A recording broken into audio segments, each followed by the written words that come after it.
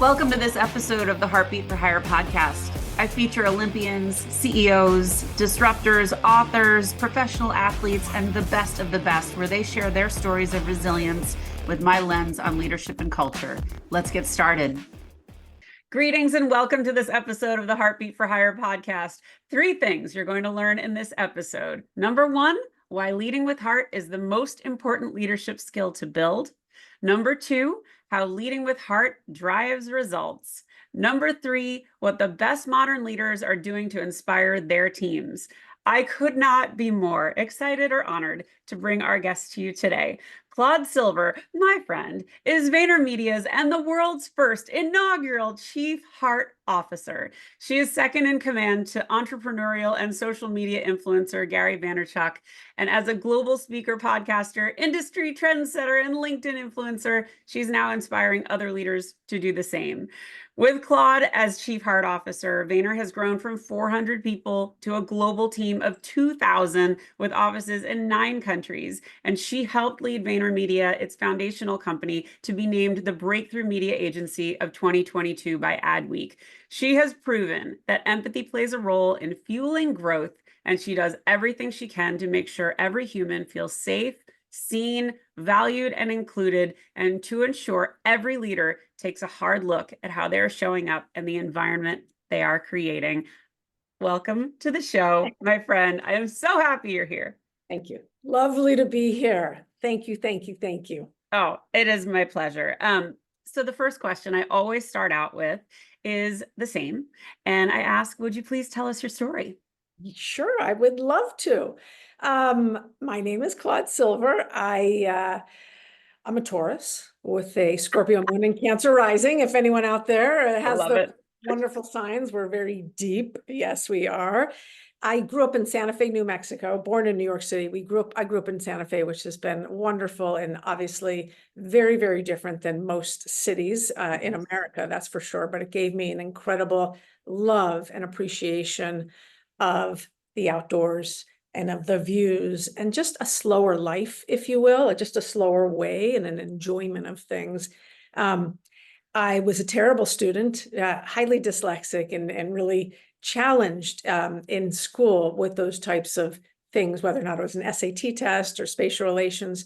But fortunately, I had wonderful, generous parents, and I was around people that could help me put 2 and 2 together. And I found my way through sports, and I found my way through friendships. And I had a wonderful role model in my life who's still with me, even though she's gone. It was my Nana. My Nana died at 101 a few years ago. Oh, so up until she was 100, when I would take her to the store, whenever I'd go home to Trader Joe's, whatnot, she would always say to the cashier, she would look at their sign, their badge, and she'd say, "Lyndsay," and you'd say, "Uh-huh." And she'd say, "Would you do me a favor and have a peaceful day?" Just walk out. And so the generosity of spirit that came into my life very, very early. And I'm very lucky and very blessed, because I don't know what I would do if I hadn't been that type of person and wired that way. I was always one of those kind of player coaches. And I believe in people. I've believed in people for a long time. It took me quite a longer time to believe in myself, but that's the journey. And I will say I should never have gone to college right after high school, but I didn't have any options for myself. And it's a different time. I graduated high school in '87, and I went to school. I wasn't prepared for a lot of things. Got into bad choices, bad boys, bad drugs, the whole thing. And so I left after my sophomore year. And I told my parents I needed to do something that would really kick my butt. Again, I'm from Santa Fe, so the wilderness, the outdoors. Sure. And, careful what you wish for. I found a 93-day wilderness leadership program, Outward Bound, where we all carried about 70 pounds on our backs. And we got a shower every 18 days. You got snail every 18 days. You got resupply every 18 days, and maybe made a phone call to your parents. Obviously, no cell phones back in those days, 1990 or something. And the first day we're all climbing. We're in the Colorado Rockies. It's an important story. So that's why it's so important. It was a turning point for me. We're in the Colorado Rockies. I'm the only young woman with 9 young men, right? We're all 18 to 20 years old. And they're, racing up the mountain. Basically, we're climbing 1,000 feet. It's snowing. We're already at about 11,000 feet up. And I just wanted to break my leg. I wanted to break my leg, break my ankle. I wanted to go home. I don't want to be here. I was so used to self-sabotaging that it just was right. It was like, let me not be here, even though I knew I needed to be here. And the instructor came all the way down and, it's snowing and sleeting. And she looked under my little cap here and she said, what is going on in your head? And I said, well, I'm singing that 9 Inch Nails song, like head like a hole, black as your soul. I'd rather die than give you control. And she goes, you better get another song in your head. Boom. And that was the first time ever. It took me years and years, but it was the first time ever that I learned that only I can change this. Yeah. And, there wasn't a Pharrell Happy yet. I mean, it was back in the day. So anyway, what I will say is I ended up moving to San Francisco, where I had an incredible life experience, lived experience. I came out, which was great. I got very, very involved with chakra and clairvoyancy and energy work and that just intuition, because that seemed like something that drove me. And I eventually went back to school and graduated with a deep degree in psychology.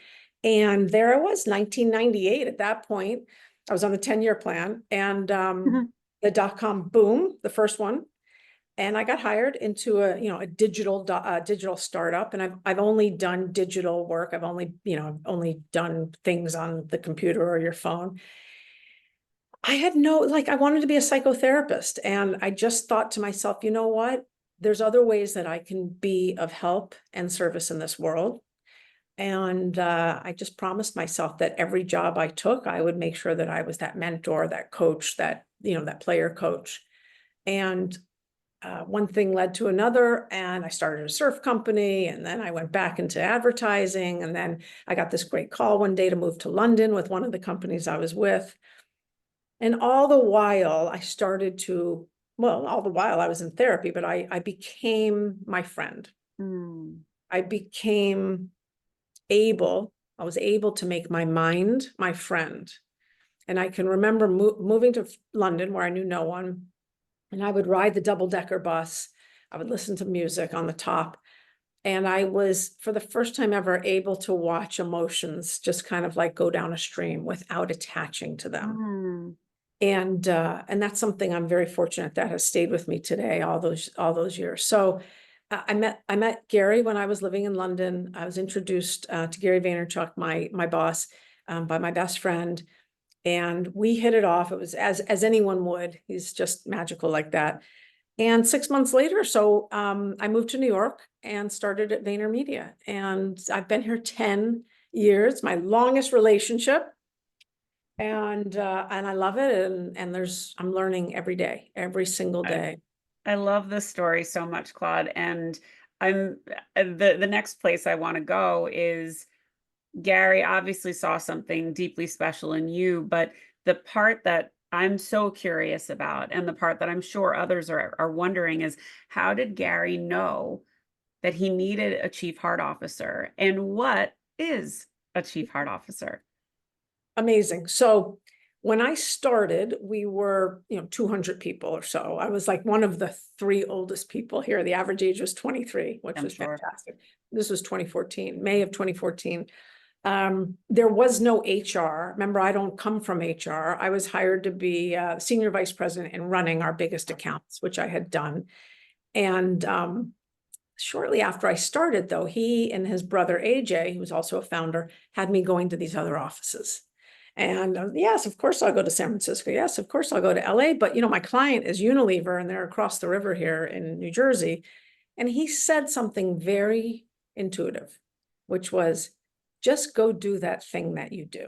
And it was the first time I had a boss notice that there was something behind the surface, behind a P&L, behind, pleasing clients and pushing clients. And so within a year of being here at Vayner, I was done with advertising. Like I said, I had a wonderful career, a global career all over the place, worked on brands you and I buy every single day.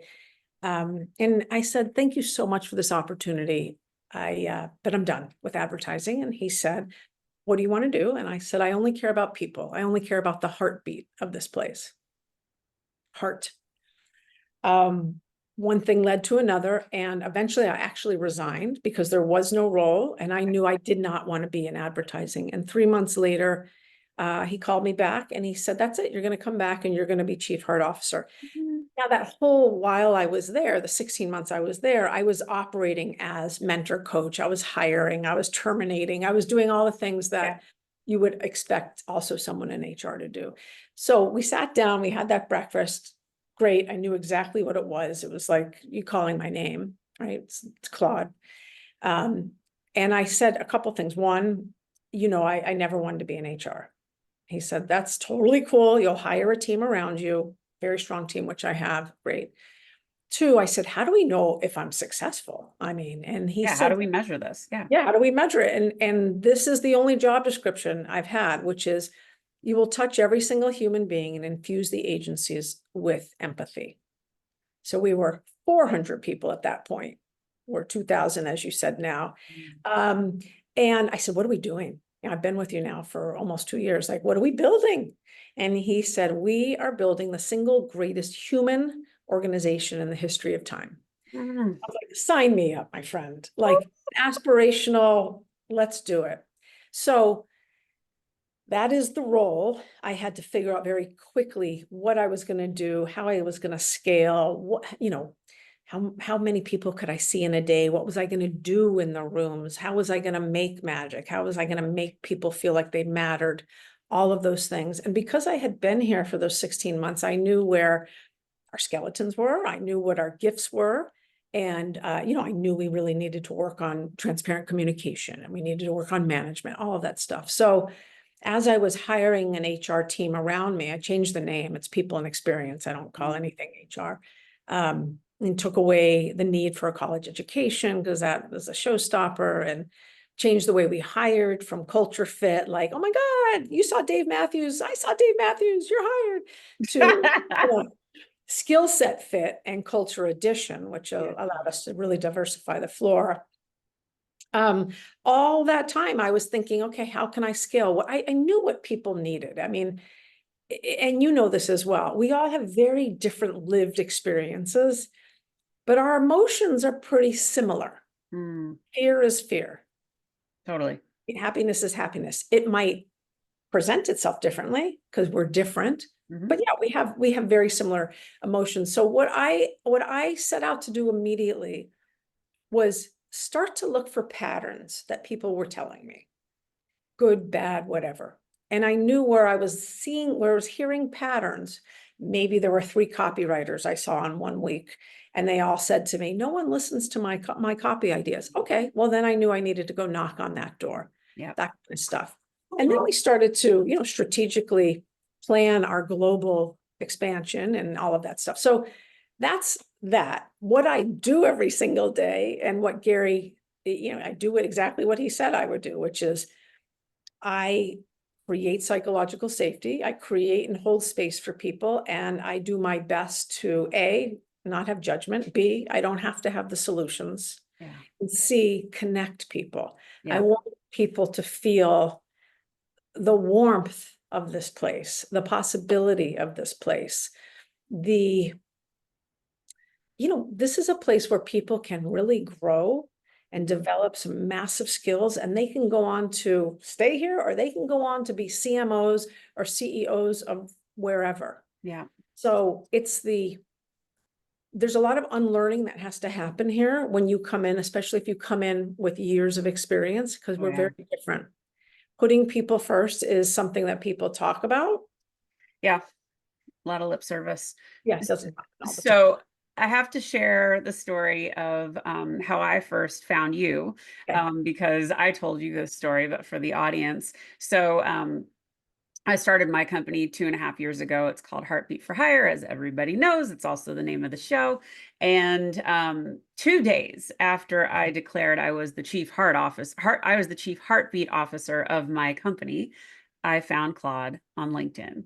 And I could not believe that there was actually a person with a paycheck titled Chief Heart Officer, and not just for any old rinky-dink company, but for VaynerMedia. And it put such wind in my sails because it told me that there is an appetite for this kind of leadership. There is a need. I already knew there was a need because that's why I started my company. And that's based on my collective experience over 25 plus years. And I just have so enjoyed watching your ride and watching Gary navigate his world, knowing you are his number two. And so for any leaders out there that need a chief heartbeat officer, Yeah. here's your girl. But this is the model that I want leaders to start to absorb. I think it is imperative that we do better when it comes to leadership. And it is so critical that we meet people where they are. We create that psychological safety. We build trust because it drives results. And when you have the right Yeah. environment, and when people are thriving, and when you ask them, do you love where you work? And they go, yeah, I totally love where I work. There aren't that many people that can say that, but when they can, look out. They will Yeah. do the incredible. So can we talk a little bit about results? Sure. Because obviously, Gary, he's a very smart guy. He's had dozens, if not hundreds of companies in his lifetime. And he knew that putting you in this role was going to be really impactful on his results. So can you talk a little bit about that correlation? Because I don't know that everybody gets it. Yeah, yeah, I think it's a great question, and it's one that I'm continuously looking to solve and resolve as we change, as the environment around us changes, as we have 5 generations in the workforce, all of that stuff. Um, I would say the number one result is one that is probably easier felt than seen, which is culture. And when I say culture, I mean creating that culture of belonging and bravery. Belonging where people feel like I can show up as my authentic self, as my consistent self, as my reliable self. Notice I did not say whole self. Mhm. I don't say that. Reliable self. The person that we met, hi, we want to offer you the job, is the person that we want to hire. Right. Like that's who I'd like to see. And so to do that, it takes a lot of intention in making sure that you are not othering people, you are not labeling people, and that we're humans, so we're messy. So of course we're doing that. Totally. What are we doing? Are we putting trainings in place? What are we doing? Are we leading by example? How are we making sure that that really is happening across the board? Are we surveying people, those types of things? Because you and I are both white women. And so our safety and belonging is going to be very different than someone else that is not a white woman walking into a workplace. Seen and unseen abilities, those are things that we have to look at all the time. And we spend enormous amounts of time with our leadership team, walking them through what that looks like. And I'm talking way beyond bias and way beyond microaggressions. I'm talking about how do you make sure on Zoom or in the room that you are engaging with everyone. Yeah. And so a big part of that is asking people, how do they show up every single day? How do you show up? And how do you know you're showing up like that? So back to the culture, again, it is much more felt Yes. than seen. You can hear it in the kitchen. You can hear it when you go to our other offices. There's a lot of joy. And look, advertising and marketing is a dog eat dog. It's nothing. It's not for the Space. faint, not for the faint of heart. It can be very, very intense. So the other one that is a newer way of noticing the results on this, or the ROI, is the return to office. Yeah. So we had a lot, listen, COVID did a number on everyone. It brought a lot of gifts. We were able to stay at home with our family and complete a, renovation or whatever it is, get into yoga, all of wonderful things. And it was isolating. Even the word itself, it was socially isolating. We needed to separate and 6 feet apart, all of that stuff. So when we introduced return to office, which is 2 days a week or 3 days a week, we got a lot of pushback. I'm sure. A lot of pushback. But as we worked it and as we continued to show up, and I'm not talking about having foosball in the kitchen. We don't have foosball. We don't have ping pong. We have cold brew in most of the time. But what I notice now is how many people are coming back on a Monday, on a Friday, not just Tuesday, Wednesday, Thursday. The camaraderie, we do something called Wine Wednesday here because Gary's wine. So just like the laughter, the camaraderie, the feeling and what I can actually sense is going on in all of the other offices that I go to. That is a big thing, seeing people jazzed to come back to the office and understanding that they're learning by osmosis. They get to sit next to someone and say, hey, will you look at this? Yep. Rather than waiting for that person to be available and blah, blah, blah. So that's a big thing. I think also just the presence, people being more mindful that the world has changed. We don't want it to go back to where it was, but watching people that weren't necessarily in the creative department innovating within their departments and in their roles and pushing boundaries of what was, that's another ROI here. It all comes down to care for me. Like, what is the ROI of care? What is the ROI of kindness? What is the ROI of compassion? Yeah. And being a good person and taking accountability for the human that you are and doing your best to emotionally regulate goes a long, long way. And those are the things that I can tell. I've been here a long enough time, so I see people in their journeys. Yeah. When they were a baby to now when they're able to manage a team of 20 and not freak out, or freak out with me, but don't freak out on the floor, those types of things. I love that. Well, and you are in and of itself a safe space, which I know that people believe that. So I see a lot of companies making these mandates about, you must return to work. And I know a very large company I'm deeply familiar with is now saying if you're a manager, you have to be in the office 3 days a week. And that, of course, has resulted in a big house cleaning of executives because a lot of people are like, no, I'm not driving an hour each way 3 days a week. I've been doing it perfectly fine all this time without it. And what that mandate has done is alienated people. It's caused a lot of people to leave. And worse, it's caused people to drive to the office, badge in, stand there for 5 minutes and leave. And so they've wrecked any semblance of good culture that they had, because there's now reduced trust and this is all you want from me. And, people begrudgingly are going into the office. I love that just by nature of the way that Vayner is functioning, it's attracting people to come back on their own. And that's a sign of great culture. So anybody wondering if your culture is good, you don't need to mandate people. They will come anyway. So let's talk a little bit about what are some of the things that the best leaders are doing to infuse good culture and to really teach their leaders what they should be doing. Yeah. The number one thing I will always say is leading by example. Okay, so what does that mean? That means in this day and age, showing vulnerability, being transparent with your communication, not being armored.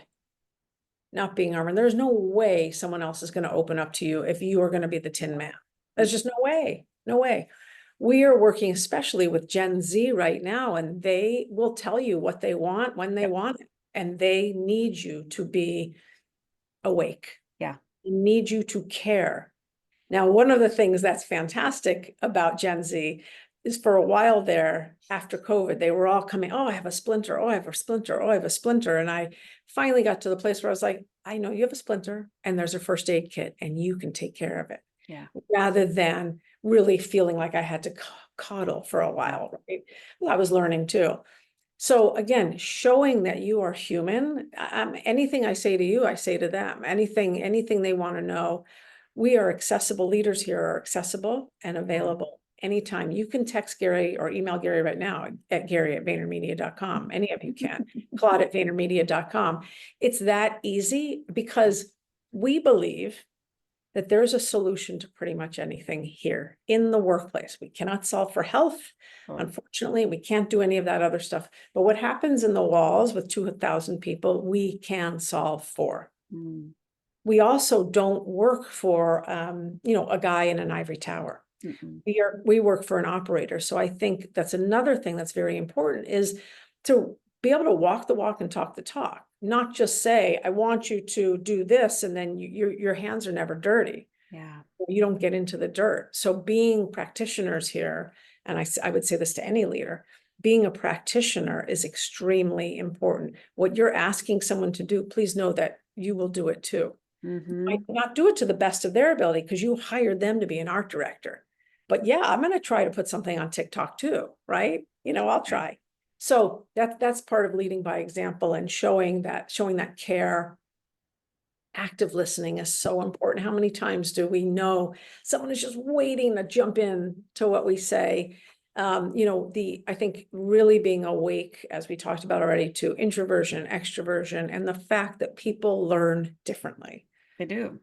And to me, one of my favorite questions that I love leaders to ask is, how can I be the best leader for you? And when you ask that question, everybody's going to have a different answer. Some Yeah. people are going to say, stay the hell out of my way, be an escalation point and be quiet.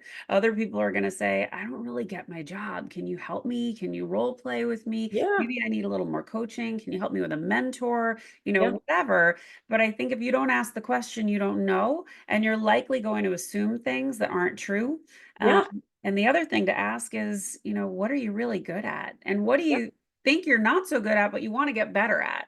Because Yep. then you can use that amazing power skill that is delegation. And delegation is a beautiful thing when you give someone an opportunity to shine and you let them, and you always take the blame if there's a goof. They That's don't right. get the blame. That's right. But those moments are so huge for growth. And I love when leaders do this. It's something I always taught to my leaders, and they loved it. They thrived under that. So Yeah. good. Yeah.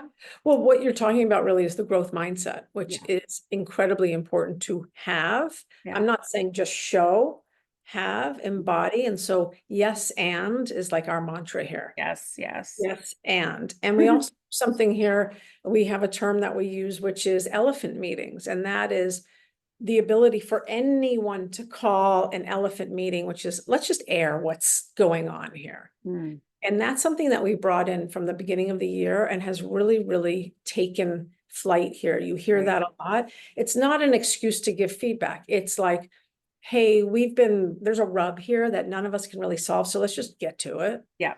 So that, again, that transparency, which is like, yeah, you want to know, we want people to actually have fun here. Mm-hmm.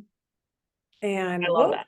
come to work and have fun, but like it's a creative social shop. Why wouldn't you be having fun? You're making friends, you're doing great stuff. You can show your parents what you just put out on TikTok, whatever. So that's the deal. It's very much leading by example, very much emotional intelligence, accountability, communication, leadership, growth mindset. Those are the things that I would tell any leader to focus in on, and being, your courageous, badass self too. Yeah. I think whenever you can give people space to be themselves and shine, you're better for it. So Yeah. it's brilliant. So my friend, what inspires you? Oh my gosh, my children, my 3-year-old and my almost 6-year-old inspire me to the nth degree. I'm a later in life parent and could have easily missed this Mhm. part of the journey. And so watching them learn life and explore through their eyes is magnificent. It is like, talk about unlearning and learning. Talk about always being open to learning. Like that is something that inspires me greatly. What inspires me is people getting out of their shame, Mm, like getting rid of your shame, and that takes work it does. and takes support. What inspires me is people getting out of their isolation bubbles. Mm, I want so badly this world to become more tender. ugh, cheers to that. Yeah. We need that. What would you like your legacy to be? I would like my legacy to be, she was of joyful service. She was of joyful service and a generous heart. My dogs are going crazy right now, so I hope we're not hearing that. All good. All good. But I love that. And you are already living your legacy, my friend. So I know you are working on your book. And my next question is what's next for Claude? But how about tell us a little bit about your book? Thank you. So my book is all about how to show up for yourself, how to show up for your team, and how to show up for your company and culture. And I talk about 3 tenets that I practice a lot and put into the water stream here. And the first is emotional optimism. And it's something that I believe many of us have, which is the ability to feel feelings and know that it's not always going to be sunny, but to know that it will get better. To know that today is a moment. I'm feeling this right now. This is what this incident just is making me feel, but I don't have to be this person. And the optimism to know that tomorrow's another day and I have another at bat. I have another chance and there are people rooting for me. Emotional bravery is then stepping up to the plate. Yeah. And then emotional efficiency is something that I call when we've spent enough time together or we just trust each other, it's just easier. Oh, yeah. Don't have to go into the drama-rama. It's like, I get you, you get me. Let's give each other the space in the road and go. Yeah. So really looking at self-awareness through those lenses and then, team build. I love team building. I'm a massive proponent of it. And then what can you do? What can you build within your 4 walls? How great can it be? And you want to have people really rowing in the same direction. Their boats can look very different. I don't care what their boats look like. Paint them yellow, paint them orange, but we want to row in the same direction. I love it. Where can people find you? You can find me on LinkedIn. You can find me on Instagram. I have a website, but really LinkedIn is where I just love that community there. We met there. I feel like there's some really very generous souls on LinkedIn that want to give and want to grow. Well, I'm just bursting. I'm so happy that you're here. You are so essential to my reason for being, my mission, your validation that this is important work. And I'm so grateful that you came on and told your story. So thank you. Thank you very much. Anyone listening, guys, please, if you're not already following Claude, go follow her. You will not be disappointed. And if either of us can ever help you with your leadership issues, please don't hesitate to reach out. And as always, if you like what you heard, please go subscribe to the YouTube channel, leave a 5-star review on Apple or Spotify. Those are hugely meaningful to the success of the show. Tell your friends, tell them what a good conversation this was. Claude, you've been a dream, a pleasure. I'm so grateful for you and your friendship. Thank you. Thank you. Appreciate you. Thanks for being a wonderful guest. And everyone, go lead with heart. Have a great day. Are you ready to elevate your leadership style and create an exceptional workplace that stands out from the crowd? I'm here to introduce you to a game-changing resource that will transform the way you lead and shape your company culture. It's time to embrace the power of top-down culture. This practical guide empowers your leadership for lasting success, helping you create a workplace where everyone thrives. Get top-down culture today, and let's reshape the future of leadership together. Thanks for listening to this episode of Heartbeat for Hire. I hope you enjoyed what you heard. If you did, please subscribe to my YouTube channel or consider leaving a 5-star review and a great rating at Spotify or Apple. Thank you so much for your support. Have a great day.